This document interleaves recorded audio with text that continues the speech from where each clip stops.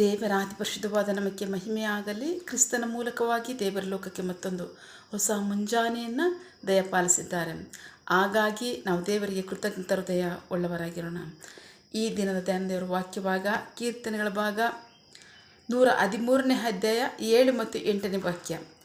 ಅಧಿಪತಿಗಳ ಸಂಗಡವು ತನ್ನ ಜನರ ಅಧಿಪತಿಗಳ ಸಂಗಡರು ಕೂರಿಸುವುದಕ್ಕೆ ಧೂಳಿಯೊಳಗಿಂದ ದರಿದ್ರನನ್ನು ಎಬ್ಬಿಸಿ ತಿಪ್ಪೆಯೊಳಗಿಂದ ಬಡವನನ್ನು ಎತ್ತುತ್ತಾನೆ. ದೇವರಿಗೆ ಸ್ತೋತ್ರ. Psalms 113 verse 7 to 8. He raised the poor from the dust. He left the needy from the misery and makes them companions of prince, the prince of his people. ದೇವರಿಗೆ ಸ್ತೋತ್ರ. ನಾವು ವಾಕ್ಯಭಾಗ ನೋಡ್ತಾ ಇದ್ದೀವಿ. ವಾಕ್ಯಭಾಗದಲ್ಲಿ ಪ್ರೀತಿ ದೇವ್ರ ಮಕ್ಕಳೇ, ಮುಂಜಾನೆ ಸಮಯದಲ್ಲಿ ಸರ್ವಶಕ್ತನಂತ ದೇವರು ನಮ್ಮ ಸಂಗಡ ಮಾತನಾಡ್ತಾ ಇದ್ದಾರೆ. ನಾವು ವಾಕ್ಯಭಾಗ ನೋಡ್ತಾ ಇದ್ದೀವಿ. ಅಧಿಪತಿಗಳ ಸಂಗಡಲು, ಜನರ ಅಧಿಪತಿಗಳ ಸಂಗಡಲು ಕೂರಿಸುವುದಕ್ಕೆ ಧೂಳಿಯೊಳಗಿಂದ ದರಿದ್ರನನ್ನು ಎಬ್ಬಿಸಿ ತಿಪ್ಪೆಯೊಳಗಿಂದ ಬಡವನನ್ನು ಎತ್ತುತ್ತಾನೆ. ದೇವರಿಗೆ ಸ್ತೋತ್ರ. ಪ್ರೀತಿ ದೇವ್ರ ಮಕ್ಕಳೇ, ಈ ಮುಂಜಾನೆ ಸಮಯದಲ್ಲಿ ನಿಮ್ಮ ಚಿಂತೆ, ನಿಮ್ಮ ಆಲೋಚನೆ, ನಿಮ್ಮ ಅವಶ್ಯಕತೆ ಏನಿದೆ? ಈ ಪರಿಸ್ಥಿತಿಯಿಂದ ಹೇಗೆ ಮುಂದೆ ಹೋಗೋದು? ಹೇಗೆ ನನ್ನ ಮುಂದೆ ಬರಲಿಕ್ಕೆ ಸಾಧ್ಯ? ಯಾವ ಸಹಾಯ ನನಗಿಲ್ಲ, ಯಾವ ತಲಾಂತ ನನಗಿಲ್ಲ, ಯಾವ ಜ್ಞಾನ ನನಗಿಲ್ಲ, ಯಾವ ಸಾಮರ್ಥ್ಯ ನನಗಿಲ್ಲ. ಇದಾಗಿದೆ ನಿಮ್ಮ ಚಿಂತೆ. ನಿಮ್ಮ ಸಂಗಡವೇ ದೇವರು ಮಾತನಾಡ್ತಾ ಇದ್ದಾರೆ. ನಾನು ಧೂಳಿನೊಳಗಿಂದ ದರಿದ್ರರನ್ನು ಎಬ್ಬಿಸಿ ತಿಪ್ಪೆಯೊಳಗಿಂದ ಬಡವನನ್ನು ಎತ್ತುತ್ತೇನೆ. ಏನಕ್ಕೋಸ್ಕರ ಅಂತಂದರೆ, ಅಧಿಪತಿಗಳೇ ಇಲ್ಲ, ಜ್ಞಾನಿಗಳಿಲ್ಲ, ಅರಸುಗಳಿಲ್ಲ ಅಂತ ಅಲ್ಲ, ಇದ್ದಾರೆ. ಅವರ ಸಂಗಡ ನಾನು ನಿಮ್ಮನ್ನು ಕೂರಿಸ್ತೀನಿ ಅಂತ ಹೇಳ್ತಾರೆ. ದೇವರಿಗೆ ಸ್ತೋತ್ರ. ನಿಮ್ಮ ಬಲಹೀನತೆಯನ್ನು, ನಿಮ್ಮ ಕಷ್ಟವನ್ನು, ನಿಮ್ಮ ದುರಾವಸ್ಥೆಯನ್ನು ನೋಡಿ ಚಿಂತೆ ಮಾಡ್ತಾ ಇದ್ದೀರಾ? ಸಹಾಯ ಇಲ್ಲ ಅಂತ ಹೇಳ್ತಿದ್ದೀರಾ? ಅಥವಾ ಈ ಪರಿಸ್ಥಿತಿಯಿಂದ ಹೇಗೆ ಮೇಲೆ ಬರಲಿಕ್ಕೆ ಸಾಧ್ಯ ಅಂತ ಹೇಳ್ತೀರಾ? ನನ್ನ ಭವಿಷ್ಯ ಇಷ್ಟೇ, ನಾನು ಇನ್ನೇನೂ ಆಗೋಕ್ಕಾಗಲ್ಲ ಅಂತ ಚಿಂತೆ ಮಾಡ್ತಾ ಇದ್ದೀರಾ? ಅಥವಾ ನಾನಿರೋ ಸ್ಥಳದಲ್ಲಿ ನನಗೆ ಯಾವ ಮಾರ್ಗವೂ ಇಲ್ಲ ನಾನು ಮುಂದುವರೆಯೋದಕ್ಕೆ ಅಂತ ಯೋಚನೆ ಮಾಡ್ತಾ ಇದ್ದೀರಾ? ನಿಮ್ಮ ಸಂಗಡಲ್ಲೇ ದೇವ್ರು ಮಾತನಾಡ್ತಾ ಇದ್ದಾರೆ. ನಿಮಗೆ ನನಗೆ ಸಹಾಯ ಮಾಡ್ತೇನೆ. ಯಾವಾಗ ನೀನು ನಂಬಿದರೆ ಮಾತ್ರ ದೇವರ ಮಹಿಮೆಯನ್ನು ಕಾಣಲಿಕ್ಕೆ ಸಾಧ್ಯ. ನಂಬೇಕಾದ್ರೆ ಏನು ಮಾಡಬೇಕು? ಮೊದಲು ನಮ್ಮಲ್ಲಿ ದೇವರ ಬಗ್ಗೆ ಭಯಭಕ್ತಿ ಹುಟ್ಟಬೇಕು, ನಂಬಬೇಕು, ಮತ್ತು ಬೇಕಾದ ಅವಶ್ಯಕತೆಗಳನ್ನ ಬೇಡಬೇಕು, ಪ್ರಾರ್ಥನೆ ಮಾಡಬೇಕು. ಈ ಕಾರ್ಯ ನೀವು ಮಾಡಬೇಕು.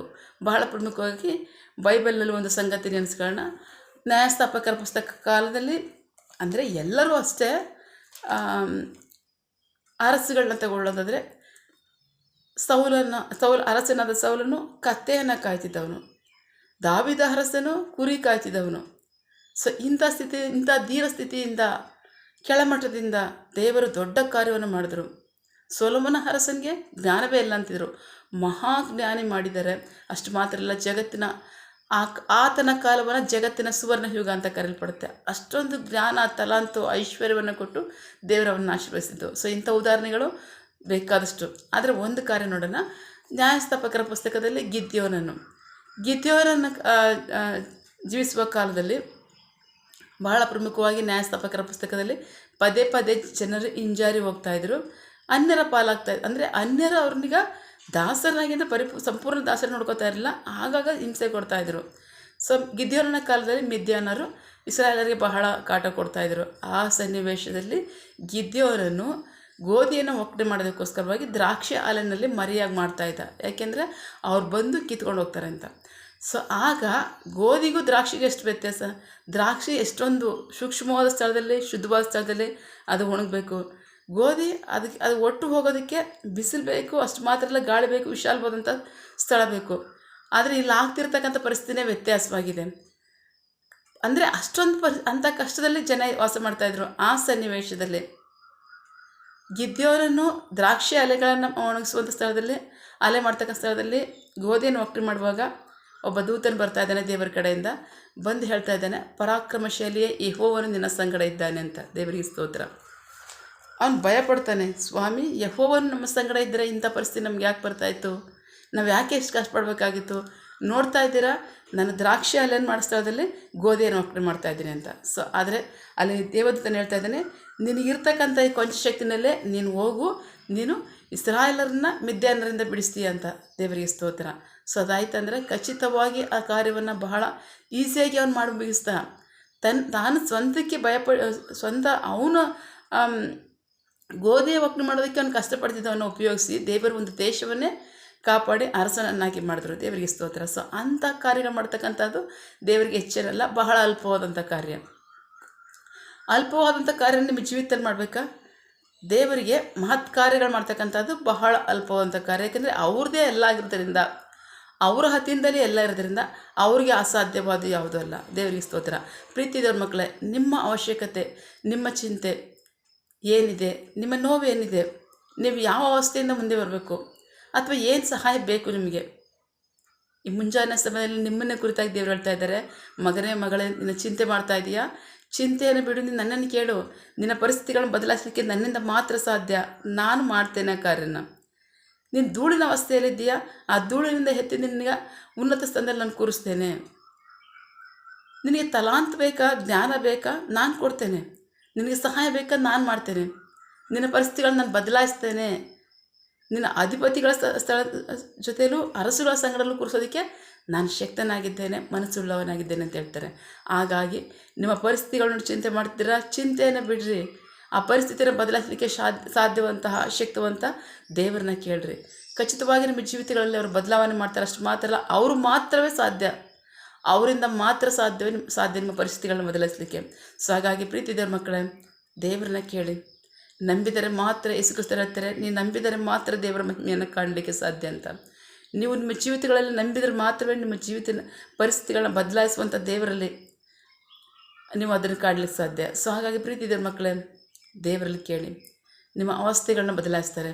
ಇರೋ ಸ್ಥಿತಿಯಿಂದ ನಿಮ್ಮನ್ನು ಉನ್ನತ ಸ್ಥಿತಿಗೆ ತರ್ತಾರೆ. ಆಮೇಲೆ ಪ್ರಾರ್ಥಿಸಿಕೊಳ್ಳೋಣ.